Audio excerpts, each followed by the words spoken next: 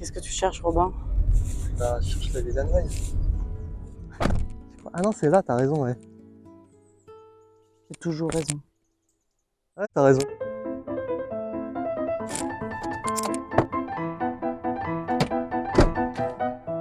Je viens peindre, j'avais envoyé un... C'est à 14h, non? Alors ce pain, en plus, il y a une histoire particulière. Il a le même âge que la maison. C'est vendu. J'adore les anniversaires. Satisfait du spot choisi? Ouais. Puis il y a une histoire par rapport au lieu, c'est ça qui m'intéresse, quoi. J'utilise que 3 couleurs, que je mélange directement sur l'assiette. Il n'y a pas de croquis là, tu vas y aller direct. Ouais, exactement.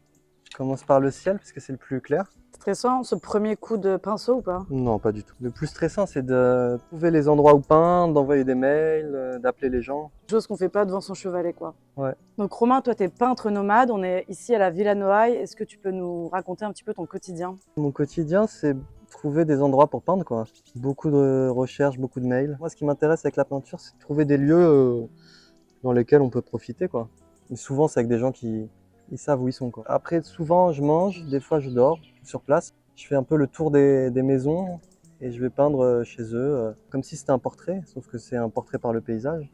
Tu te souviens de ton premier contact avec la peinture? Et je vivais à Pantin, dans un petit appart qui donnait sur le périph'. Et donc j'ai commencé à peindre là, cette vue du périph'. Et ça, c'est il n'y a pas si longtemps, hein, c'est il y a 5-6 ans. Et dès que j'ai eu le diplôme, je suis parti, j'ai quitté Paris, quoi.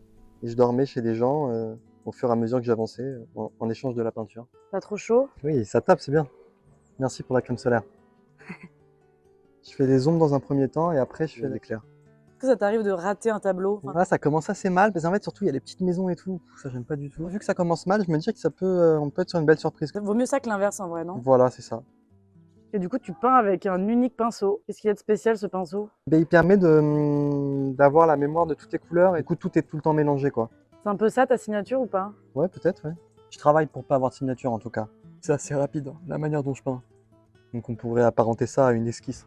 Mais comme l'impressionnisme, enfin, c'est un des points communs avec l'impressionniste, c'est qu'il y a un côté rapide. Est-ce qu'il y a un conseil un jour qu'on t'a donné que tu appliques toujours? Surtout ne pas écouter les conseils, quoi. Chacun doit faire ce qu'il veut, quoi. Comment tu utilises les réseaux sociaux du coup pour véhiculer un peu ton art? Je raconte ma vie, je poste mes peintures. Instagram, c'est pas mal pour moi. Je digue des lieux, quoi. Ok, ça commence à ressembler à Ouais. ce que je vois en fait. Ouais, vite fait.